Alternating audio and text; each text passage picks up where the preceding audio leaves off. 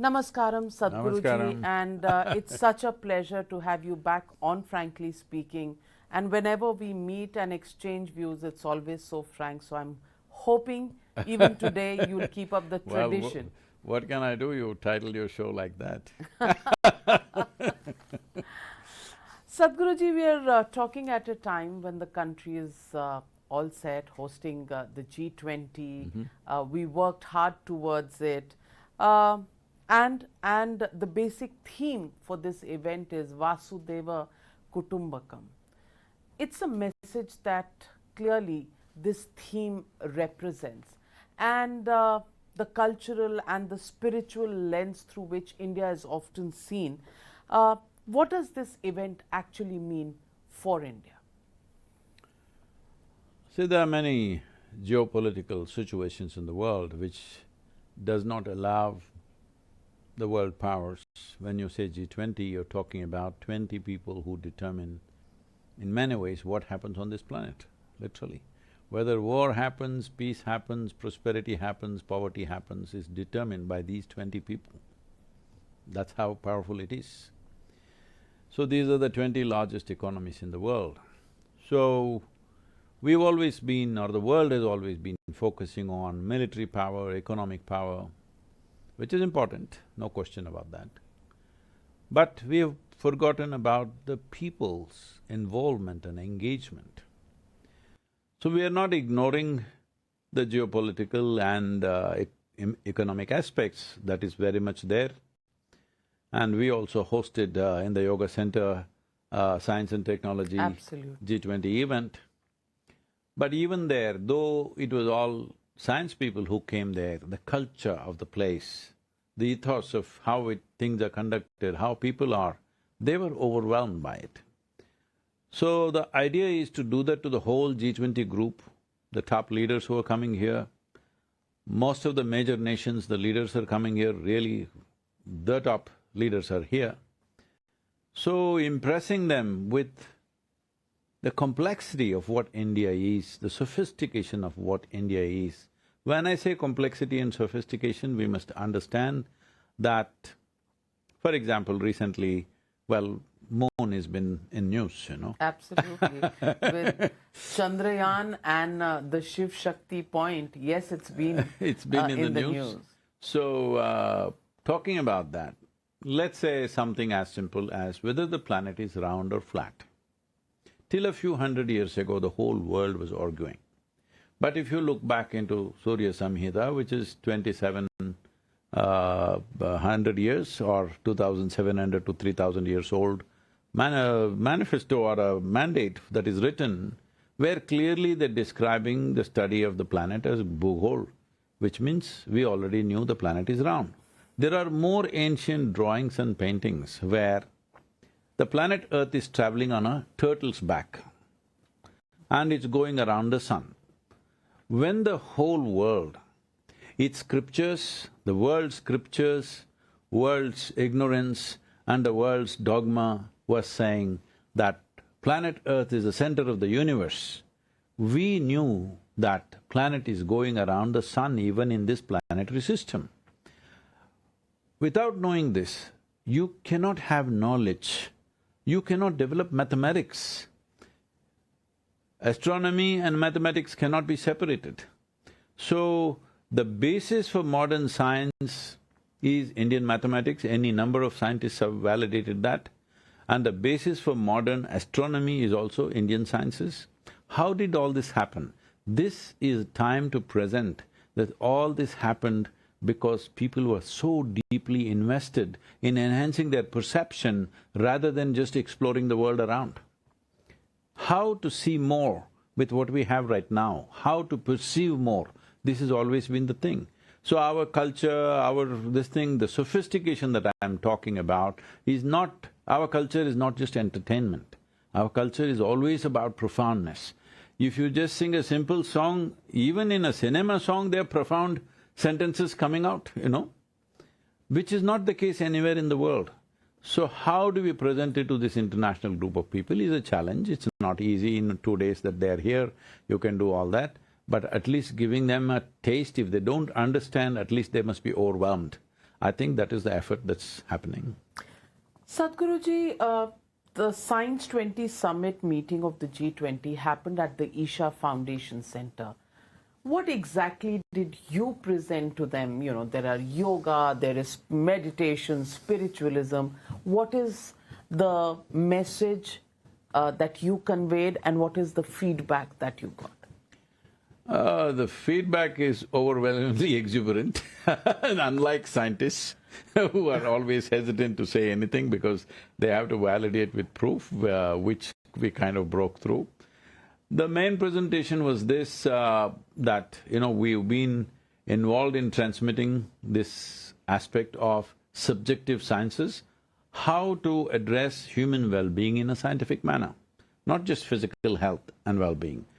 Genuine well-being of the human being always has been handled by belief systems, philosophies, ideologies, looking up and looking down and whatever. But turning inward and handling has been the USP of this civilization. This civilization is based on adhyatma, which means turning inward. Turning inward and handling everything that you need to handle, because human experience happens from within you. It never happens from around you. Around us there are so many stimuli, but human experience, whether it is joy or misery, pain or pleasure, agony or ecstasy, happens only from within us. How to handle this human being if we don't know, then you may have everything, but you'll still have nothing. This is the unfortunate fate of modern societies. Everything is there like never before. As a generation of people, what we have today, our grandparents could not even imagine in their wildest dreams. Even in their dreams of heaven, they did not imagine what we have today around us. But are we any better experientially? No, because if you don't take charge of this won't happen. So this is the inner sciences that we present. In fact, in the world over, this is called as Isha Institute of Inner Sciences. And we have a research center in Harvard Medical School, which is about 5.5, 6 years old now. They've come out with some fantastic findings that what we can do by doing simple practices, using this, how we want to raise human consciousness and address mental issues, mental illness issues in the world. This was presented to them, and many of them have now in touch with us to pursue this further as a scientific pursuit for themselves, because they have never heard of anything like this. But this has been the intrinsic nature of this culture, though we've been desperately trying to imitate them, but they are looking at this in a huge way today, because human beings cannot be well by air conditioning the place. We need to air condition this. Climate control within. What is culture to us is now being seen as science by them? No, what was science to us, over a period of time we made a culture out of it, because that was the mass application. See, the science of yoga was always there. But the mass application, when it happened, certain dilution happens, because you're trying to include everybody into this. But that we've been ravaged as a nation for 700, 800 years. The country has been ravaged. In this, we have still retained something, quite a lot, I would say. No other civilization, no other piece of geography has retained as much of culture as we have after invasions. Because after invasions, everything of the past was gone in almost all the cultures. This is the only culture which is retained, not because of only our resilience, because of the profoundness of what we have. What would you say to the efforts to go back, rediscover and restore what was destroyed during these invasions? We don't have to go back, we have to go forward, because… But that's part of our heritage, culture. Heritage is fine, but heritage will nourish the present generation and the future generations. It's not just for preservation, it's not just for archival value, that is also there. We need to do that also. But the most important thing is, this has to be our way of living, that we have to demonstrate that Indian people can go through any kind of situation and still be resilient, peaceful, joyful, no matter what.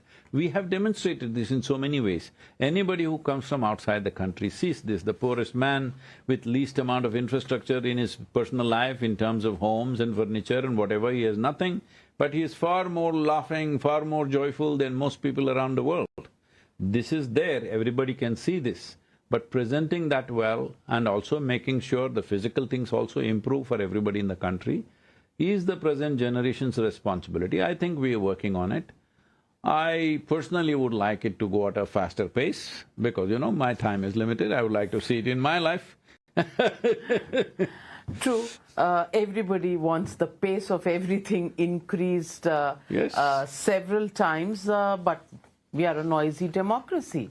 And in noisy democracies, there's noise about everything. Not just within the country, but then we have opinions coming from outside the country. Some say that there are sections of the society that are under attack, and there is no democracy that survives. What is the front foot that India can show the world through this particular hosting of G20 summit? See, the very fact that everybody can speak so loudly and make such a cacophony of it shows that there is a living democracy. I don't think… I'm not saying this in any jest, I'm saying this in jest, not in insult.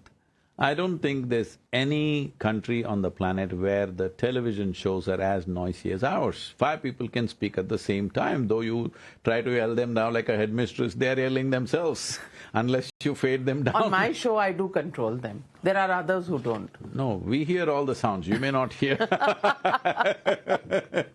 So I'm saying, this much noise, in which country can they do? They cannot. So, whether democracy is there or not is not even a question. If somebody is raising a question, that proves that there is democracy, there is no issue about that. See, there is something called a sound which is existentially true. What is noise, what is music is subjective. Like, right now they're asking me to ride in the MotoGP as a lead this thing on day 1. If you start a racing machine, for most of us it's music. For many other people it's noise, all right? So what is music, what is noise is a subjective issue. It's just a question of arranging noise nicely so that it becomes music. So I'm not concerned about the noise, people can make noise as long… I can shout at you, but I shouldn't throw anything at you, that's different. Harming you physically is different, me saying whatever I want to say, and if you get hurt, that's your problem, not my problem. So people are saying whatever they're saying, it's fine.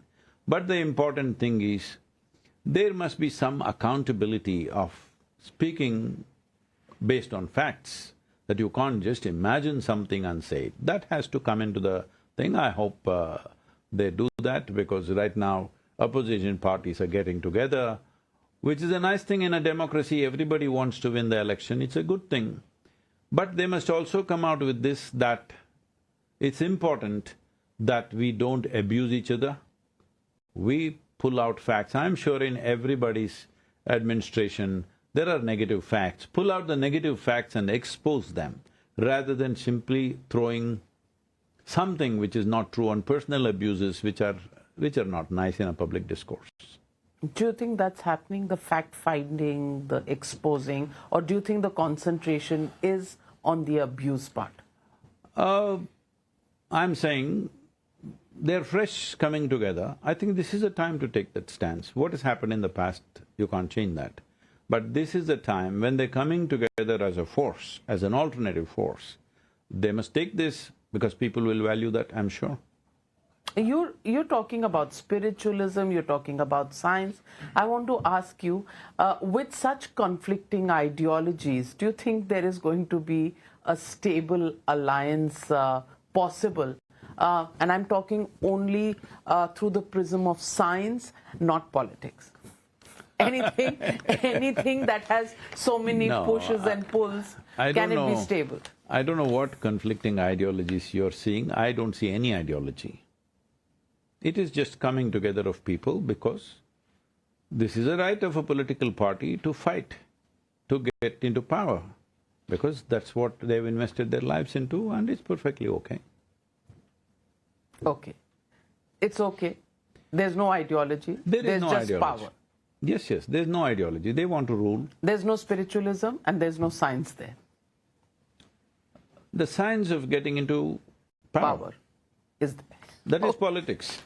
Well, so let me also ask you, India's presidency, crucial point in our existence this comes at. What do we what should we be striving to convey to the world, number one? And number two, many say that what's the big deal? It's a rotating presidency that anybody gets. So why is the current leadership feeling so proud and talking about it as an achievement? I don't know if the leadership is feeling proud or not, but as Indians, all of us feel proud that India has become the center focus of these top 20 nations right now, at least for 1 year, and it'll not go away in 1 year. So, how significant India will become among the top 20 nations will definitely determine how significant we become in the entire global situation. But how significant we become will not simply depend on how much decoration we do to Delhi, all right? That is important too. I'm not trying to be critical about that, it's very important to do that. But what we are going to do, how will our economy do, how will we handle our geopolitics, with how much determination will we pursue the goals for the well-being of our people and promoting of our businesses in the world, this is what they will value, because they don't value anything else. They will look at pragmatic results. So we need to produce that. We have produced that. As I said, for 1.4 billion people, we want it much faster. It's not enough because people are still, in various situations in the country. So, that is what is being watched. Right now, international agencies are talking about some 200 and odd million people moving out of poverty, extreme poverty has almost ended. Well, there are many people who are in bad situations still, lots of people in every country, a certain percentage will be there. More than acceptable percentage is still in poverty, still in malnutrition. If we change those things, of course, going to the moon or now we're going to the sun, So, many other scientific achievements, business achievements. Now nearly 72 of the Fortune 500 companies are managed by people of Indian origin, nations are being ruled by people of Indian origin. All this matters, because if we talk about a great culture, people will ask, where is the result? Where is it? You talk about great pedigree, great culture, great civilization, where are the results? Till now we complained that we have been rubbished and ruled by people and robbed and, looted. All right, that's over. In 75 years, you can't be still crying. You can't be crying forever. So it is good that we have a vision for 100 years where we want to be by 2047 and very in a committed way. It's not just for the government, every individual, every Indian citizen striving to get the nation there. Getting the nation there means what do I do? Can I push the nation? No. If you get far, nation gets far. Every human being striving to be better, to earn better, to live better, to do better things around them. If we do that, nation will be better. This we must do. Without doing that, if we keep on talking about great culture, it'll be like, empty stories. But there are two questions that come out of what you just said. Number one, are we actually addressing the real issues if we really want to make things better? For example, look at the way we are growing in terms of population.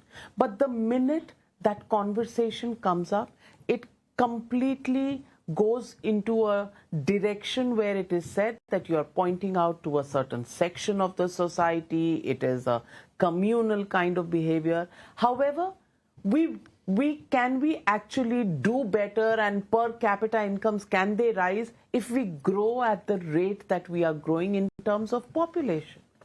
Well, that's a massive challenge, not just for the country, for the planet. It's a massive challenge. At the beginning of 20th century, we were just 1.6 billion people in the world. Today we're 8.4 billion. By 2050, we will be 9.6 billion according to UN projections. 9.6 or 10 billion people is not a comfortable thing to live, that's why probably we are exploring Moon and Mars. I hope all the men won't be sent to Mars. No, we'll keep some here. We'll keep some here. So, population…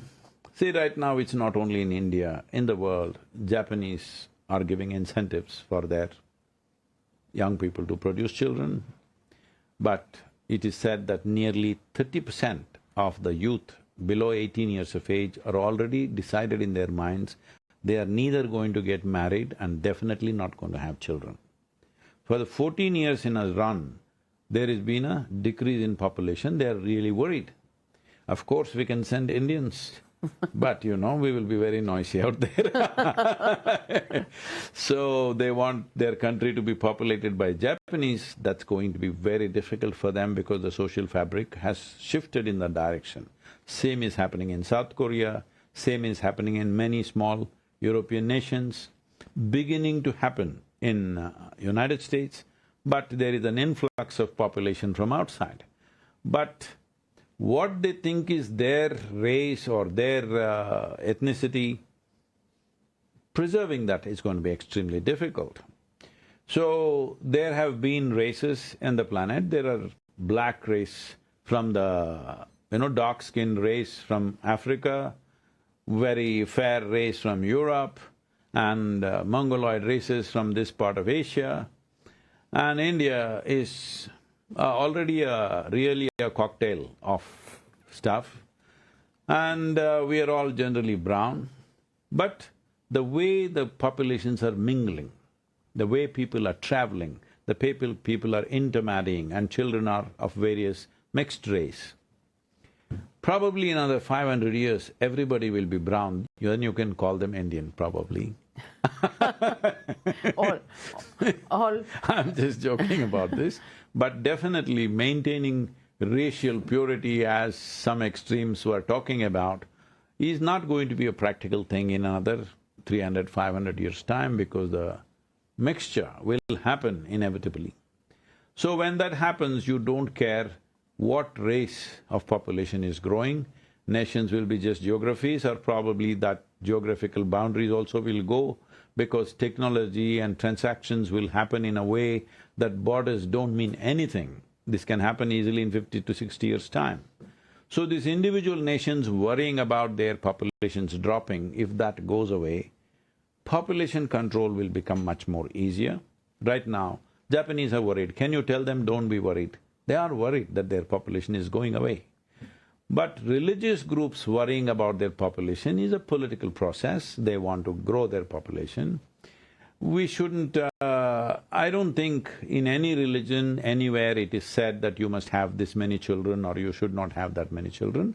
This is all being made up for political purposes. So our nation should decide based on the national interest whether we need more population or less population for now. Actually, if we are sensible human beings, we must decide on the basis of global need.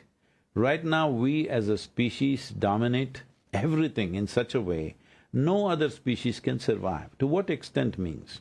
In 70 years, in the last 70 years, 83% of the insect population is gone. 92% of the freshwater life is gone. Microbial life is going… the soil dynamics is going at 2,700, that is 27,000. 27,000 species of organisms are going extinct per year. At this rate, we are destroying the foundations of life and thinking we'll live well, we will not. One of the reasons why you're finding so much psychological disturbance is this, because the basic fabric of life is developing holes in it. Whether you will fall through that or I'll fall through that is just a question of chance, who will fall through. So there is no such thing as my sanity is assured or your sanity is assured, because the basic food that we are eating is such that it does not support health. It doesn't have the necessary micronutrient content. We were eating from approximately 220 to 230 variety of plant life about 100 years ago. Today it's come down to 12 to 15. So you can never get the necessary. Fortunately, this is the year of the millet. We are trying to bring back millet.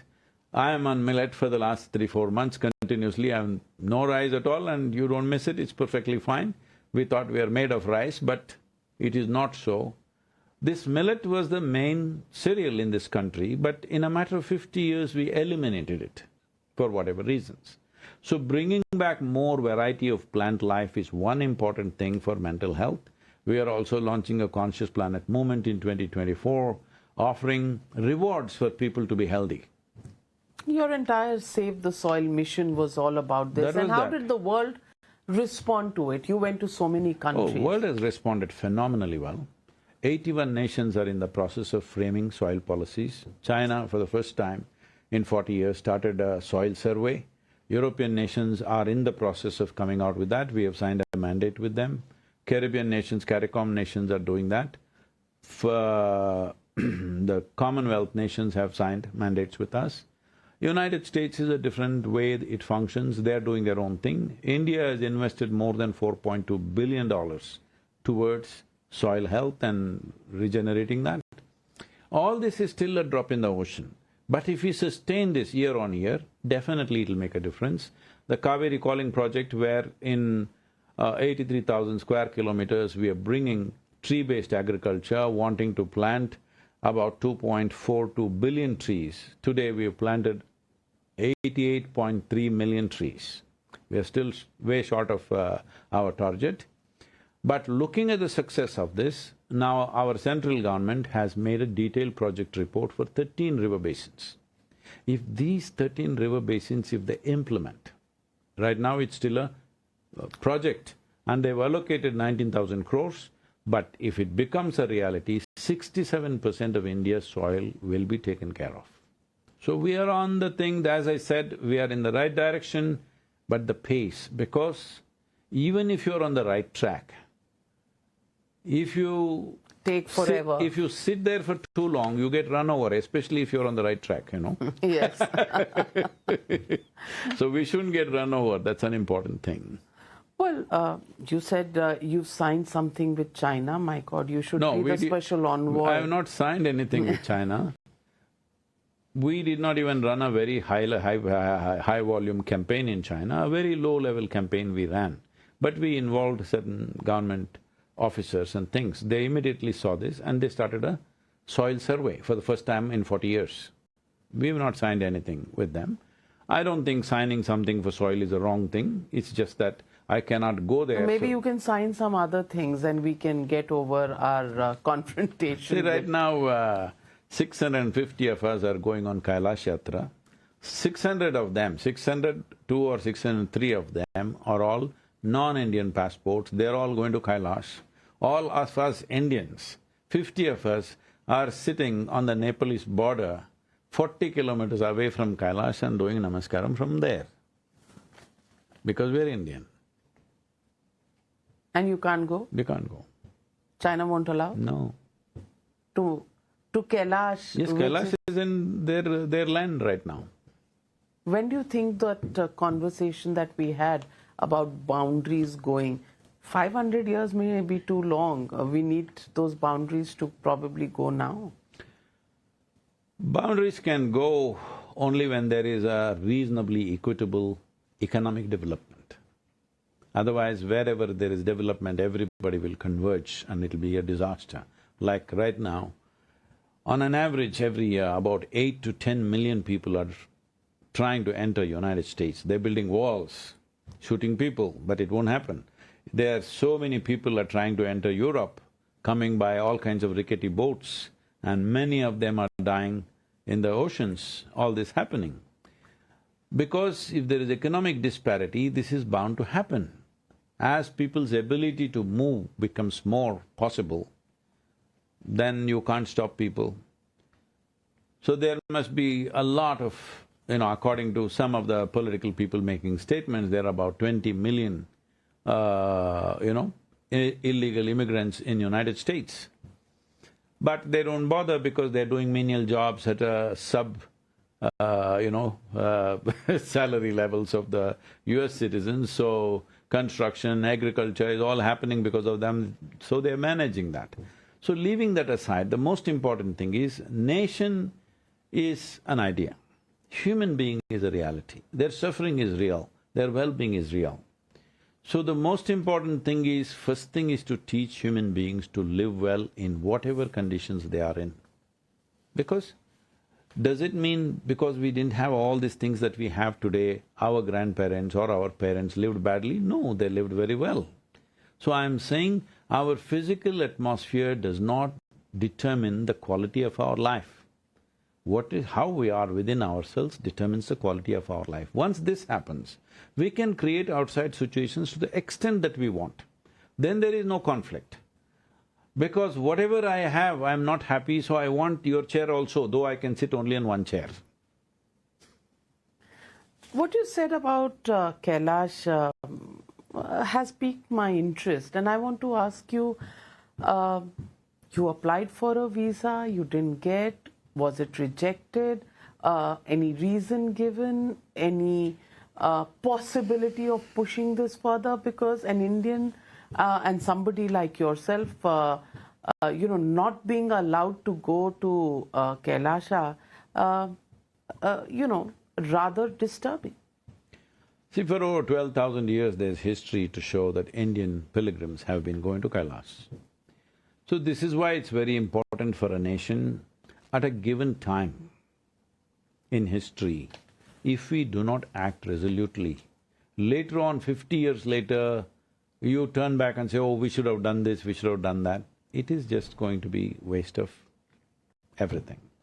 So, whether we did the partition or after 1947, we did not consolidate what we had to, what was around us, what traditionally belonged to us, we did not do that at the right time. I'm not trying to blame people of the time, maybe that is all they were…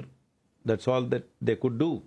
I'm not trying to blame any individuals for this, because in post-mortem we can always fix everything. It is just that at that given moment. But we must understand now, historically in the present moment where we are, what is precious to us, what is valuable for us, what spells well-being for our people, if we don't act on that. And we look back on 50 years later and say, oh, we should have done this, we should have done that, it's gone. If you had taken Kailash in 48, nobody would have even asked you because nobody was interested in that terrain. It was only valuable to us, nobody else wanted it. But for whatever reason, I'm not even… maybe we didn't even have a proper army at that time, we didn't even… you didn't need an army, you just had to write a line and say, this is ours. At that time, that's how it was, because there were no Chinese there at that time. It was just Tibet. And it was not really a demarcated land. Tibet was not a properly done, it's only a idea which was existed in the monks' heads, and they mainly were in monasteries, they didn't really care about all this. And they knew that Kailash is very precious for Hindus, and they have seen these people coming for thousands of years. So I'm saying, at a given time in history when we don't act, this is what happens. Now I'm sitting 40 kilometers away and bowing down to Kailash. But all our people who don't have Indian passports are going to Kailash. What do you do? And we have a generation of people whose names are Kailash, including my own mother's name is Yes. Kailash, and we as Indians cannot go there. Tragedy of the way we must geopolitics… what has happened, we can't fix that now. We must negotiate with them, whatever our political situation may be, other things may be. These cultural aspects should be addressed. I've already put it up with the government, we must make Kailash an UNESCO heritage site so that individual governments cannot decide who goes there and who doesn't go there. That's a simple way of fixing it. It must become a UNESCO heritage site. Well said. Let me also ask you, India this year has had major achievements to its credit, and just a few days ago, Chandrayaan-3, the project, the mission was a success, and we had the, ISRO getting the breakthrough. But there came up an old video of a British anchor asking and making a point that India should return all the foreign aid that it has got I think from we can Britain. return, they should also return what they've taken, we should also return what they've taken, we have taken. I think that's a good deal. Very good deal for me. But they say in a country where there is poverty, why is so much money being wasted? They must know they did not come to a country where there was poverty. They came to a very rich land. Every European ship was aimed at India. Somebody made a mistake and landed up in United States or North America, all right? So everybody wanted to come to India because of its poverty. Everybody wanted to come to India because it was the wealthiest nation. Well, they left us as one of the poorest nations on the planet, but now we are coming up. Naturally, these things are there in human beings, what to do, unfortunately. But if they want all the aid back, if at all we've taken any aid, we must give it back, and they must also give it back, whatever they've taken, and I think it'll be fine. And we're not talking only about Kohinoor. No, we're talking about that the 250 one we can give years. as a gift to them because it's on the crown. So let it be. An Indian diamond on the British crown is a great thing. Sadhguruji, with our achievements, with our cultural, spiritual heritage, with our achievements in science, again I come back to the theme of G20, Vasudevam Kutumbakam. What is India trying to convey and how's the world looking at us today? See, this is the first time when top nations meet. Never before it's been so that they set a theme, one earth, one family, one future. If we want a solution for this world, it is one earth, one family, one future. If you want a long-term solution for the life on this planet, this is the only way. So we are articulating it, not that tomorrow morning it'll become one family, no. But the idea is something nobody even dared to propose to the top nations on the planet. We have proposed and they've accepted. Well, somebody is objecting about the Vasudeva Kutumbakam because it's Sanskrit language. All right, the translation in English is there, one earth, one family, one future. So I'm saying never before such a thing has happened that an international committee of nations have ever had this kind of thing. This is all UN stuff.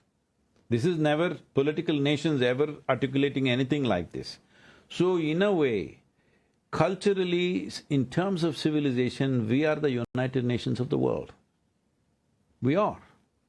We've always been. So, getting back that position in many different ways is important. I think that effort is being made, it's fantastic that effort is being made. People should oh, what happened? Nothing happened. This is rubbish, you don't understand. You have to move this by millimeter by millimeter. Slowly you will get there, this is how things work.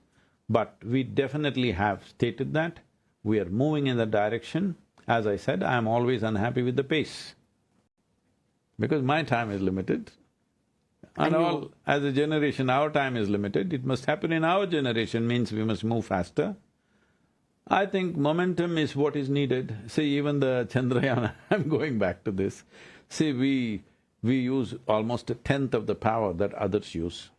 The Russian rocket went there in 4 days, but they use enormous amount of fuel, they power themselves through. Apollo uses enormous power and power themselves through. We just used the gravity, went round and round like a slingshot and got there. This is important, everybody is talking about sustainability, everybody is talking about driving an electric car. Why there is no sustainability or pollution aspect in a space exploration? Because rocket is a super polluting thing, the way it burns up the fuel. But we use minimum fuel and just go round and round and round and develop speed, momentum and go. Did we choose that because we have an idea of sustainability, or did we also choose that because that's all the money that we have, our resources? See, you can interpret whichever way you want, but the important thing is we had the intelligence to do that. That's the most important thing. We have the mathematical capability to do that. That is the important thing. We have the insight into the astronomical sciences as to how it functions. That is the important thing. Well said, well said. And what's the importance of calling it Shiv Shakti. You've spoken about it, but I want you to tell our viewers, because many, as I said, in this noisy democracy have talked about the fact that we are non-secular when we say Shiv Shakti. We're only favoring one religion. As you know, I've already spoken about this. What is Apollo? What is Luna? What is Neptune? What is Saturn? What is Mars? What is Jupiter? These are all Greek and Roman gods. You had no problem. You read it in your textbook, it was very secular. How come Shiv Shakti is the only thing you have a problem with? Anyway, Shiv Shakti, we use it in various ways. Here in this case, we are not talking about Shiva Shakti as two deities of the Hindu pantheon. Here we're talking about two fundamental forces. See, everything in the universe, every physical thing in the universe has a rotation process. Everything is on a spin, let's put it that way, including the news. Yeah, we are the original spin doctors. So everything is on a spin, from a subatomic particle to an atom to everything. Even the nanoparticles are on a certain kind of spin. But the significant thing is there are only two kinds of spins. There is clockwise, counterclockwise spins. It cannot spin in different ways, it cannot spin in 100 different ways, only two ways. They call it scientifically, the modern science calls it up and down spin, but there are only two choices of spin. This, here in this body we call this I.N.D.I.A, Pingala, you know, it's like this, clockwise, counterclockwise is called I.N.D.I.A, Pingala. Shiva Shakti, somebody calls it yin and yang. So this is not something you made up, this is a universal reality. So calling that spade that is most relevant and perfect in many ways because, see, we need to understand it is the cycles of the moon which gives birth to us. Without our mother's bodies being in sync with the cycles of the moon, we wouldn't be here right now. Should I tell you the yogic doomsday? But we have to live a lot, no? Till 500 years you've given us the trajectory. Much more than that. Much more than that, so there's no doomsday. This is an established fact that every year the moon is moving away from the earth by 1.5 inches, about 15 millimeters. At this rate, they've made a calculation almost 3,500, 600 years ago. They said, in 28,000 years' time, the moon will move so far away from the earth that it will stop having impact on the human biological cycles. When that happens, human women will lose the ability to bear children and that'll be the end of humanity. No bomb is needed, no flood is needed, no fire is needed. So we'll slowly peter out because our ability to reproduce will be gone. So this understanding of cycles of the moon and cycles of the earth around that and how this time is adjusted, I don't think any calendar on the planet has worked the way the Hindu calendar has worked because it's both lunar and solar cycles matched proper. You know, this was just now on 18th of August, the Adhik Mas got over.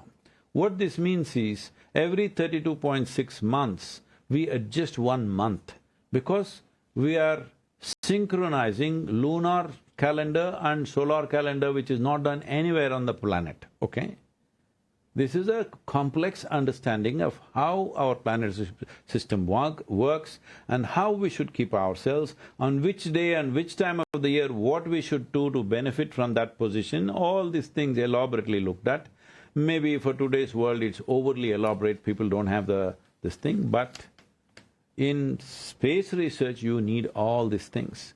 And calling it Shiva Shakti is most appropriate because it represents these two spins, these two cycles which is the basis of physical existence.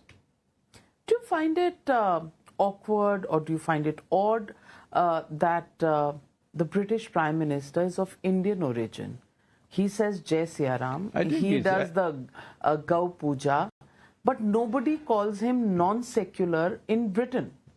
But if our Prime Minister does any puja, in India he's called non-secular, including, when he went for the foundation stone laying of the Ram Mandir in Ayodhya. So about the British Prime Minister being Hindu is most appropriate because the British have taken to the Indian curry. Naturally, someone of Indian origin has to be in charge, and it is not an Indian population or Indian origin population who elected him, it's the British who have elected him one way or the other. So somebody has gotten there out of his competence, you shouldn't make fuss about that. As to what he is personally, the same goes for our Prime Minister, he's gotten there out of his competence. Nobody should bother what his private life is and what he worships, what he doesn't worship, is nobody's business. And even today, in the British way of doing things, that any major event, if they go, for anything they have to go to the king, it's still a monarchy. You can't eat dinner, even if the world leaders are there, till the chaplain comes and says the prayer. Everybody sits there quietly, only after the prayer they eat. So what prayer do they do? Of course they do Christian Anglican prayer. So in India, what do you do? Naturally, whatever is the culturally thing, but most of our prayers are not prayers, our prayers are invocations, general well-being of the human being, not aimed towards anything particular. And above all, we are not dogmatic and we are not sectarian. When we say Vasudhaiva Kutumbakam, we are clearly saying this is not a dogma because we have been cultured and curated for a long time in our own home. Our mother will worship one god, our father will worship one god, every sibling will worship another god. When our uncle comes, we have to set up a separate god for him. We had never any problem. So, oh, uncle is coming, this new god has to come today, otherwise he will not know how to worship, so we'll set it up. This was true in our families. Uncle is coming, he doesn't worship the gods that our people are worshipping, a new god will be installed for him. So we never had this problem because how you connect with something is not our issue, how you are is the only issue. I think we should get the whole world there, that how you are right now, how inclusive you are, how wonderful you are is more important than how you're trying to get there. And in the end, I just want to ask you, how are we as a nation? Where do we stand in the world? In the world, our standing has gone up significantly in the last 10-15 years' time, for sure, significantly. Where doors used to close in our faces simply because we're Indian is today all open. People think, oh, Indian, suddenly a different kind of welcome wherever you go. Well, no, I don't knock on the doors, I always break down doors and go where I go. I don't wait for them to open it, but definitely the stature of Bharat as a nation has gone up significantly. And it is time that to regain this, that whatever names that they give us, see this is you must see how slavery was established. The first thing they did was always change your name, Your name is Wakantanka, they'll call you Tobo, Boom Boom, something like this. Because they want you to have a meaningless name. You shouldn't have pride in your name, You're a Navika, not like that. Nuk Nuk will call you. You should not have pride in who you are. That's an important part of enforcing slavery. They clearly understood that. So, getting back our names, making this into Bharat, making every city… See, anybody who's engineered any kind of massacre in this country, their name should not stand. Unfortunately, in Delhi, there are many streets which still carry the names of people, not because of their religion, I'm saying. Individual people who engineered massacres, their name should not be there. Because it is very important, if you want to build a nation, you build pride in people's hearts. Without pride, people will not work for the well-being of the nation. Sadhguruji, you've said a very profound statement, but many will see Yeah, you said that was the last question. So it's a discussion and a debate for another day, but I just wanted to highlight.